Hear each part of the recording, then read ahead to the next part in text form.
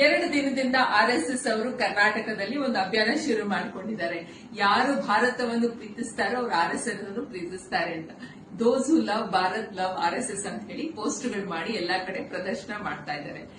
ಎಷ್ಟು ಮೂರ್ಖತನದ ಪರಮಾವಧಿ ಅಂತ ಹೇಳಿದ್ರೆ, ದೇಶಭಕ್ತಿಯನ್ನು ಒಂದು ಅನ್ರಿಜಿಸ್ಟರ್ಡ್ ಆರ್ಗನೈಸೇಷನ್ ಈಕ್ವೇಟ್ ಮಾಡ್ತಾ ಇದ್ರಲ್ಲ, ಇದಕ್ಕಿಂತ ದೇಶದ್ರೋಹದ ಕೆಲಸ ಏನಿದೆ ಅಂತ ಇವತ್ತು ಎಲ್ಲರೂ ಕೇಳಬೇಕಾಗುತ್ತೆ. ಯಾರು ಸಂವಿಧಾನವನ್ನು ಗೌರವಿಸ್ತಾರೋ, ಯಾರು ಸಂವಿಧಾನವನ್ನು ಅಕ್ಸೆಪ್ಟ್ ಮಾಡ್ಕೊಂತಾರೋ, ಯಾರು ಬಾಬಾ ಸಾಹೇಬ್ ಅಂಬೇಡ್ಕರ್ ಅವರನ್ನ ಗೌರವಿಸ್ತಾರೋ, ಯಾರು ಮಹಾತ್ಮ ಗಾಂಧಿಯವರನ್ನ ಗೌರವಿಸ್ತಾರೋ, ಯಾರು ಈ ದೇಶದ ವಿವಿಧತೆಯನ್ನು ಗೌರವಿಸ್ತಾರೋ, ಯಾರು ಈ ದೇಶದ ಹೆಣ್ಣು ಮಕ್ಕಳನ್ನು ಗೌರವಿಸ್ತಾರೋ, ಯಾರು ಈ ದೇಶದ ಎಲ್ಲಾ ಸಂಸ್ಕೃತಿ ಎಲ್ಲಾ ಒಂದು ಧರ್ಮದವರನ್ನ ಗೌರವಿಸ್ತಾರೋ, ಯಾರು ಈ ದೇಶದ ತ್ರಿವರ್ಣ ಧ್ವಜವನ್ನು ಗೌರವಿಸ್ತಾರೋ, ಯಾರು ಈ ದೇಶದ ನ್ಯಾಷನಲ್ ಆಂಥಮ್ ನ ಗೌರವಿಸ್ತಾರೋ ಅವರೇ ನಿಜವಾದ ದೇಶ ಪ್ರೇಮಿಗಳು. ಇದನ್ಯಾವುದೂ ಸಹ RSS ಮನುವಾದಿಯಾದಂತ RSS ಸಂಘಟನೆಗಳು ಮಾಡ್ತಾ ಇಲ್ಲ. ಸೊ ಯಾರು ದೇಶ ಪ್ರೇಮಿಗಳಂತ ಇವರು ಸರ್ಟಿಫಿಕೇಟ್ ಕೊಡುವಂತ ಇದು ಪರಿಸ್ಥಿತಿಯಲ್ಲಿ ಅವರಂತೂ ಖಂಡಿತ ಇಲ್ಲ. ಅವರು ಸ್ವಯಂ ಸೇವಕರು, ಅವರ ಸೇವೆ ಮಾಡ್ಕೊಳ್ತಾ ಇದ್ದಾರೆ ಹೊರತು ಅವರು ದೇಶದ ಸೇವೆ ಎಲ್ಲೂ ಸಹ ಮಾಡಿಲ್ಲ. ಅವರು ತಮ್ಮ ಸ್ವಂತ ಸೇವೆಯನ್ನು ಮಾಡ್ಕೊಂಡು ಬಂದಿದ್ದಾರೆ. ನನಗೆ ಒಬ್ರು ಮೆಸೇಜ್ ಮಾಡಿದ್ರು, ಅಕ್ಕ ಇದು RSS ನ ಪೆರೇಡ್ ನಲ್ಲಿ ಯಾವುದು ಗಲಾಟೆ ಆಗಿಲ್ಲ, ಎಷ್ಟು ಡಿಸಿಪ್ಲಿನ್ ಇಂದ ಎಲ್ಲರೂ ಹೋಗ್ತಾ ಇದ್ರು ಅಂತ ಹೇಳಿ ನನಗೊಂದು ಮೆಸೇಜ್ ಕಳಿಸ್ರು. ನಾನು ಉಲ್ಟಾ ಮೆಸೇಜ್ ಕಳಿಸ್ದೆ ಅವ್ರಿಗೆ.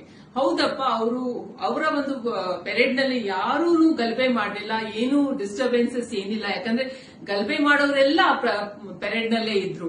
ಸೊ ಎಲ್ಲೆಲ್ಲಿ ಈ ದೇಶದಲ್ಲಿ ಎಲ್ಲೆಲ್ಲಿ ಗಲಭೆಗಳಾಗಿದೋ, ಎಲ್ಲೆಲ್ಲಿ ರೈಟ್ಸ್ ಆಗಿದೋ, ಎಲ್ಲೆಲ್ಲಿ ಕಮ್ಯುನಲ್ ವೈಲೆನ್ಸ್ ಆಗಿದೋ ಅದೆಲ್ಲಾ ಪಾತ್ರದಾರರು ಸಂಘ ಪರಿವಾರದವರೇ ಇದ್ದಾರೆ. ನೀವು ಯಾವುದೇ ಹಿಸ್ಟ್ರಿ ತೆಗೆದು ನೋಡಿ, ಯಾವುದೇ ಒಂದು ಮಾಹಿತಿ ತೆಗೆದು ನೋಡಿ, ಹಳೆ ನ್ಯೂಸ್ ಪೇಪರ್ಸ್ ಕ್ಲಿಪ್ಪಿಂಗ್ಸ್ ತೆಗೆದು ನೋಡಿ, ಇದಂತೂ ಕಡಾಖಂಡಿತವಾಗಿದೆ.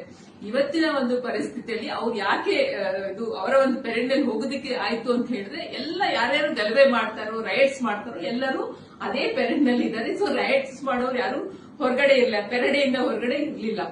ನಿಜವಾಗ್ಲೂ ಹೇಳ್ಬೇಕು ಅಂದ್ರೆ RSS ಅವರು ಏನೇನ್ ಕಮೆಂಟ್ಸ್ ಮಾಡ್ತಾ ಇದ್ರು, ನಾನು ಪೋಸ್ಟ್ ನಲ್ಲೂ ಅಷ್ಟೇ ಬಹಳಷ್ಟು ಕಮೆಂಟ್ ಮಾಡಿದ್ರೆ ಐ ಡೋಂಟ್ ಕೇರ್. ಏನೇನ್ ಕಮೆಂಟ್ ಮಾಡ್ತಾ ಇದ್ರೆ ನೋಡ್ತಾ ಇದ್ರೆ, ಅವ್ರಿಗೆ ಒಂದು ಕೆಟ್ಟದ ಪದಗಳನ್ನ ಬಳಕೆ ಮಾಡಿ ಪ್ರೈವೇಟ್ ಸ್ಪಾಟ್ ಬಗ್ಗೆ ಮಾತಾಡೋದು ಬಿಟ್ರೆ RSS ಏನ್ ಮಾಡಿದೆ ಅಂತ 10 ಲೈನ್ಸ್ ನಲ್ಲಿ ಹೇಳುವಂತ ಶಕ್ತಿನೂ ಇಲ್ಲ. ಅಂದ್ರೆ ಅವರ ಏನು ಆರ್ಗನೈಸೇಷನ್ ಇದೆ ಅದ್ರ ಬಗ್ಗೆ ಪಾಸಿಟಿವ್ ಆಗಿ ಹೇಳೋದಕ್ಕೇನಿಲ್ಲ.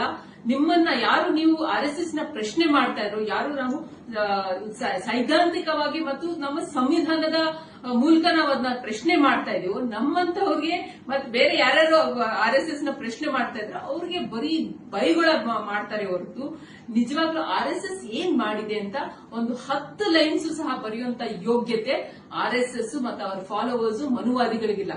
ನಿಜವಾಗ್ಲೂ ಹೇಳ್ಬೇಕು ಅಂದ್ರೆ ಯಾರು ಈ ಮನುವಾದಿಗಳನ್ನ ನಿಜವಾಗ್ಲೂ ಪ್ರಶ್ನೆ ಮಾಡಬಹುದು ಅಂದ್ರೆ, ಯಾರ್ಯಾರು ಅಂಬೇಡ್ಕರ್ ಅವರ ಪುಸ್ತಕ ಇದು ಓದಿರ್ತಾರೋ, ಈ ಕಾಸ್ಟ್ ಬಗ್ಗೆ ಏನ್ ಬರ್ದಿದಾರೋ ಅಂಬೇಡ್ಕರ್ ಅವರು, ಆ ಪುಸ್ತಕ ಓದ್ರೆ ಗೊತ್ತಾಗುತ್ತೆ ಈ ಮನುವಾದಿಗಳು ಯಾವ ತರ ಇವನ್ ಅಂಬೇಡ್ಕರ್ ಒಬ್ರು ಬಿಟ್ಟಿಲ್ಲ ಅಂತ ಹೇಳಿ.